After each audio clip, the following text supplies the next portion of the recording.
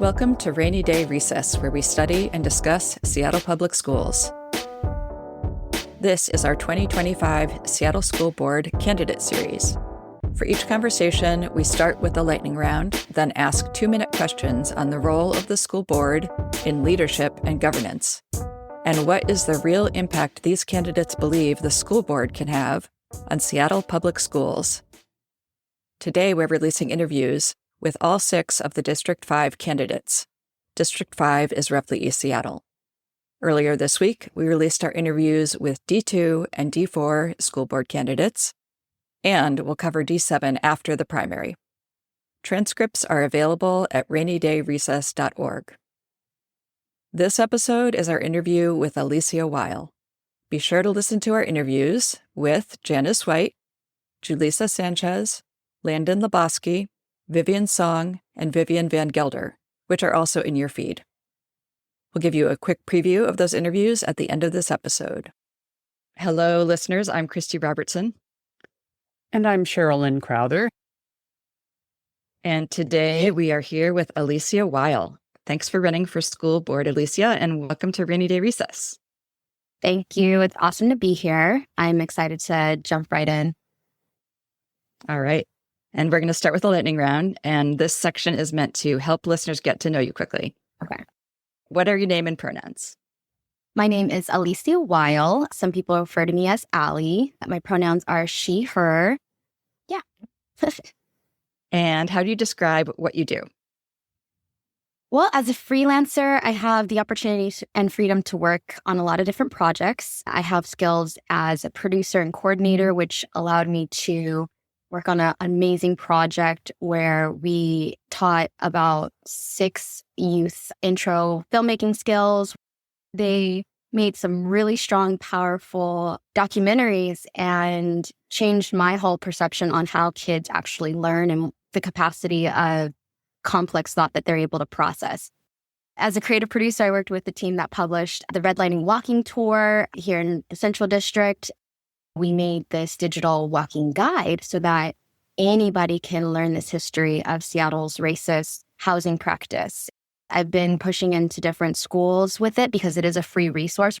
Prior to my divorce, I was really involved parent, involved in community, multiple years of organizing community and volunteering within the school system and advocating for educational justice toward the district. Oh, and I am a part-time library assistant right now at Ingraham High School. Okay, so what director district are you running for, and what neighborhoods does it encompass?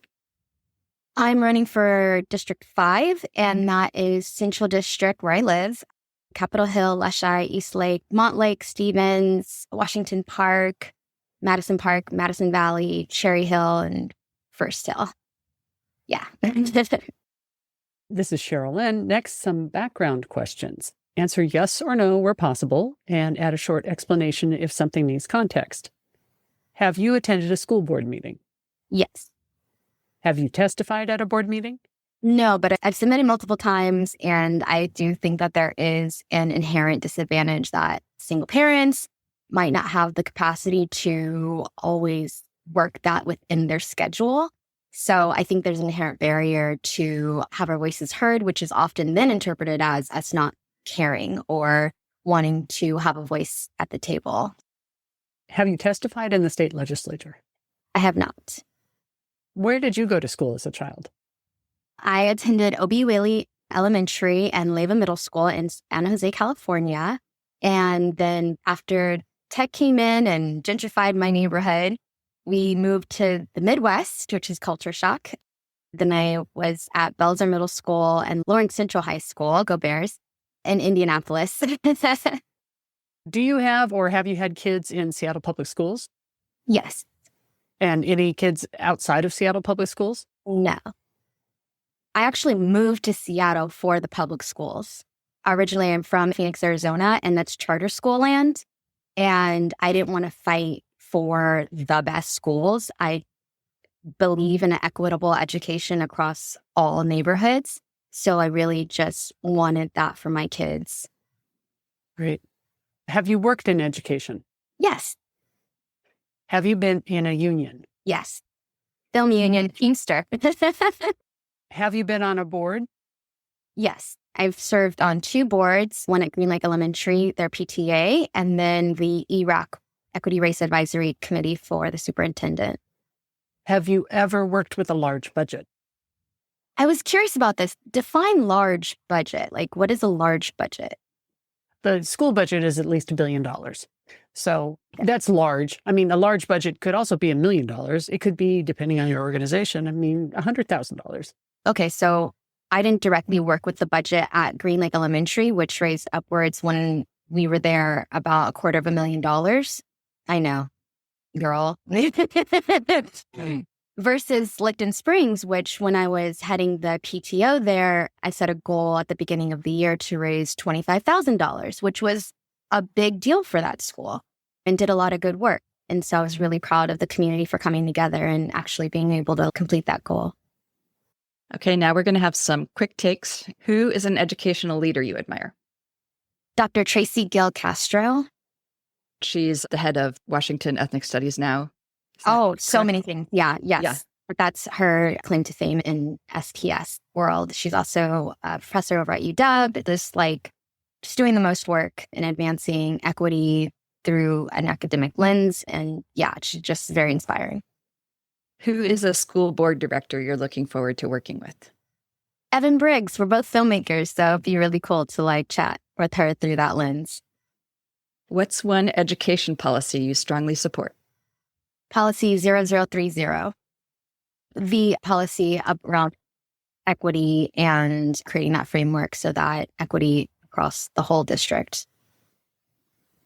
And do you see the school board role more as a trustee with a duty to the institution or as an elected representative role that's accountable to voters? Oh, is that a quick one?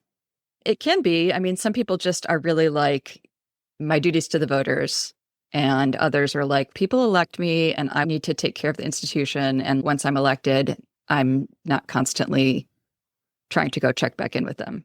Okay. Yeah, it's definitely more elected in my perspective. I'm basically elected to communicate the needs and desires and concerns of the community. That includes the families that trust the school with their babies and the educators who work there and want to have a good life and also help those kids become really wonderful citizens. My true north is to make sure that any policy that comes out, any changes that occur are in the benefit of those who elected me to be there. And what's one thing you'd change about the school board immediately? You're like, one thing? I know, so many. I think the one thing that really needs to be done immediately is a financial audit. I think as we've been talking about billionaires and how much wealth that actually is, to say that we have over $1 billion budget and we also have a shortfall is where is all that money going? So it would be, I think, for transparency, having some kind of financial audit of various programs, positions within the central office, and just really understanding where the money's going, what our investments that we hold are, in case there's any kind of return on those investments that we can put towards covering that shortfall. So I think that would be the most beneficial thing to know at this moment. Lastly, what is one lightning round question you would add for other candidates? Would you support building a policy framework to examine and distribute a certain amount of PTA and PTO, booster, and other private organizations' funds to establish more equity across the school district? And what's your answer to that question? Hell yes. Hell yes. Let's talk about it, friends. Awesome. Okay, so now let's move into the main interview questions. These focus on institutional change and the role of the school board. You'll have up to 2 minutes to answer each one, but don't feel like you have to use all the time. Ready to start? Ready. And this is Cherylynne. What does a school board director actually do? So the role is described as hire and evaluate the superintendent, advocate and connect with community, as well as craft policy that really affects the overall culture of the district, and balance the budget and come up with a budget that works for all.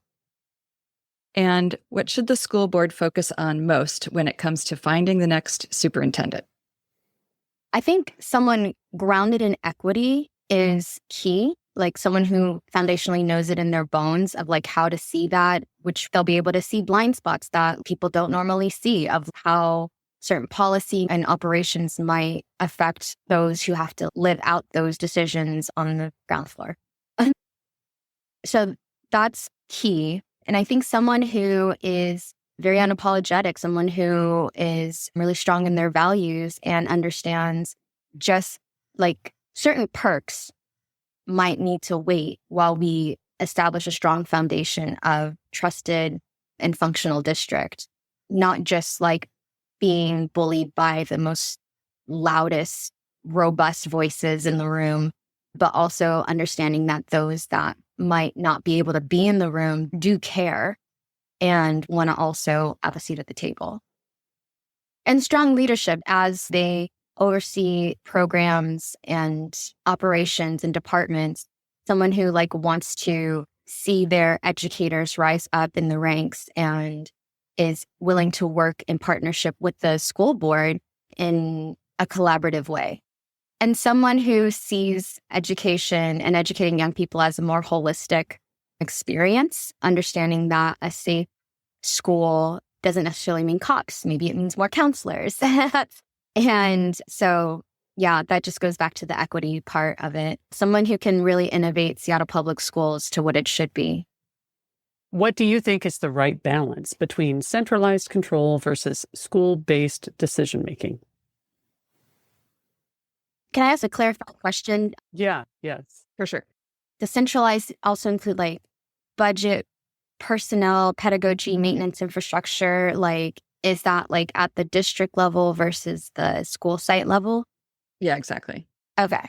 Not the infrastructure so much, but all the other things you said. Okay. I think with certain things, centralization is fine. You know, there are elements that I think help the overall culture and community that should be centralized.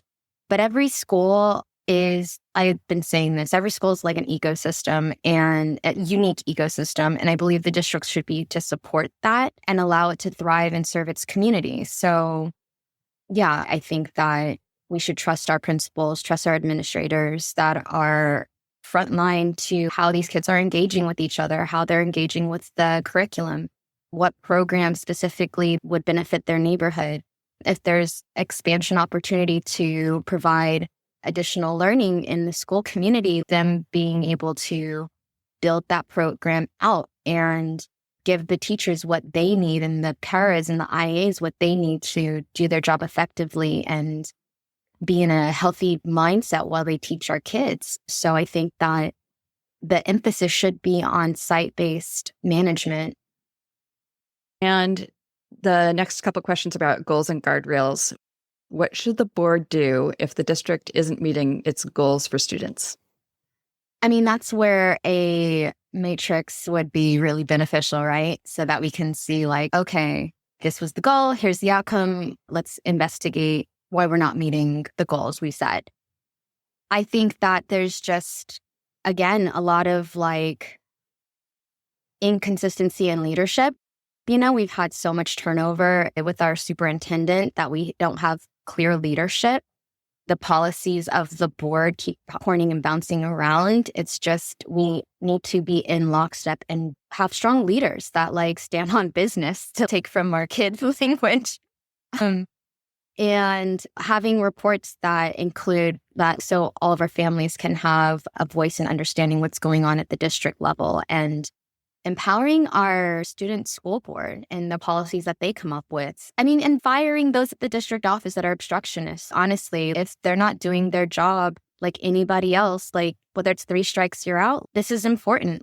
You literally have the future of the country in your hands as an educational professional. And if central office people are preventing certain programs from thriving that would benefit our children, then they need to go. What should the board do when the district is not meeting community expectations? I think this is where the partnership with superintendent is key and important. So the superintendent, being a collaborative partner, should investigate that, figure out what the problem is, and work with us to figure out, okay, why is this not reflecting what community needs are, what's going on here, and then being able to communicate what's going on clearly and transparently with the community so that they can understand what's going on and also come up with ideas. As a board, it's like, yeah, I'm elected to be a leader, but a good leader also knows when to shut up and listen. And also to everyone, not just to the loudest. Yeah, I think that I'm one of those people that's really annoying about that and will fight for change. I think that we're seeing that actually with the push in of cops going into Garfield. We have guardrails of keeping kids safe and encouraging their social emotional development. And I love to know how SPD will be part of that or even part of a safe climate when there's harassment within their own ranks. So I think there's a lot of wrong going on, to say the least. And here's the last question. What's something that you want voters to take away about your approach to being a school board director?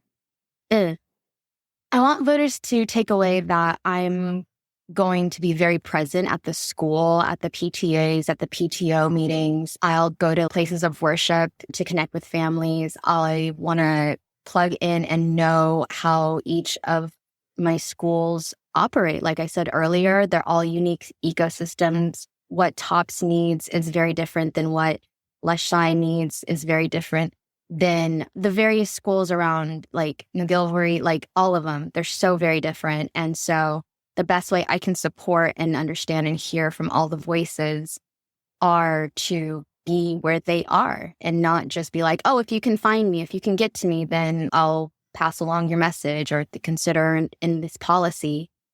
No, I'm going to be in Garfield attending club meetings that the kids have to see, okay, what are they trying to do in here? How can I support them? How can I use this power that they've trusted me with to benefit them?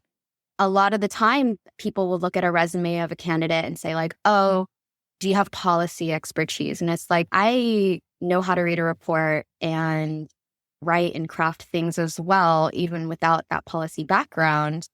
And honestly, the result of those with that background hasn't been very good. So I don't know, as a common person, as a gig worker, as someone who is from the population, it's just hard to see wealthy, resourced people trying to make an effective policy for us. And time again, it just seems to fail. And I think we know what we need. Thank you so much for being here today, Allycea Weil. And we really appreciate you taking the time to share your thoughts with us and with Seattle voters. Good luck with your campaign. Thank you. I appreciate being here. I honestly appreciate you guys, and you guys are going to be very helpful in amplifying as candidates that don't have a lot of name clout. So I just really appreciate you guys and your platform inviting us all on and just being really equitable about it. Thanks. I really appreciate that.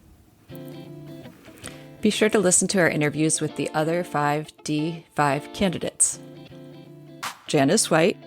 We have a law in Washington that defines the responsibilities of school board directors. And as a lawyer, that's where I started. And that law is actually a lot broader than many people realize. School board directors adopt policies, hire and evaluate the superintendent, and approve the budget. And those 3 things are important, to be sure, but I don't think they tell the whole story. Starting with the state law, it says that the school board is accountable for the proper operation of the district.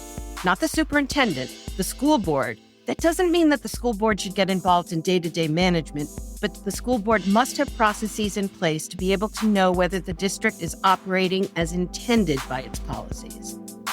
Julissa Sanchez. I am shoulder to shoulder, elbow to elbow with my community. I'm not here for my agenda or my voice. I am a leader that likes to pass around the mic and the megaphone. My leading is definitely going to be with the voice and experiences of students and most importantly, underserved students. And right now, my approach is really going to be very protective of undocumented students, English learners, and young people who are in special education programs, and really listen to what do they need, because they are the experts of their lives and of their solutions. Young people are so wise, and we as adults sometimes forget that. Landon Lebowski. The school board needs to be able to understand the complex issues happening at the district level and really dig into the policy issues happening with funding, dig into the operational issues that are happening with transportation and insurance at schools or keeping the lights on at schools. But then on the flip side, we need to be including parents and community members more. And you need to be able to take that information and communicate it effectively to reach a wide audience. Vivian Song. So there are 5 or 6 things that are listed in the state law: hire and evaluate the superintendent, set the vision for the district, adopt policies, oversee the budget, service community representatives. I think what has been really missing in the last few years is the serving as community representatives. I think it's been really interesting that the district has been trying to push forward on really large changes and been met with community resistance. I think that is a reflection of the fact that the district hasn't brought community along in those decisions. And Vivian Van Gelder. I think the shortcomings of the progress monitoring system that the board has set up right now are kind of a reflection of the lack of capacity inside our central office to actually engage in meaningful organizational change and restructuring, which is what we desperately need. Progress monitoring is not a bad idea in itself, but that kind of model can only work when the initial conditions for it exist.